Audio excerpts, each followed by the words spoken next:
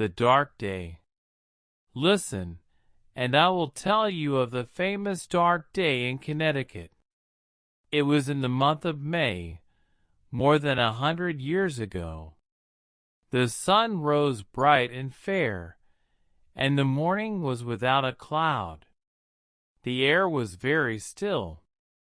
There was not a breath of wind to stir the young leaves on the trees. Then, about the middle of the day, it began to grow dark.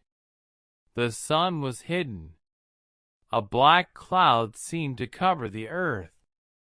The birds flew to their nests. The chickens went to roost. The cows came home from the pasture and stood mooing at the gate. It grew so dark that the people could not see their way along the streets. Then everybody began to feel frightened. "What is the matter? What is going to happen?" each one asked of another. The children cried. The dogs howled. The women wept, and some of the men prayed. "The end of the world has come," cried some, and they ran about in the darkness. "This is the last great day," cried others, and they knelt down and waited. In the old State House, the wise men of Connecticut were sitting. They were men who made the laws, and much depended upon their wisdom. When the darkness came, they too began to be alarmed. The gloom was terrible. "It is the day of the Lord," said one. "No use to make laws," said another, "for they will never be needed."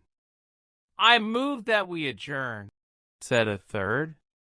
Then up from his seat rose Abraham Davenport. His voice was clear and strong, and all knew that he, at least, was not afraid. "This may be the last great day," he said. "I do not know whether the end of the world has come or not. But I am sure that it is my duty to stand at my post as long as I live. So let us go on with the work that is before us. Let the candles be lighted." His words put courage into every heart.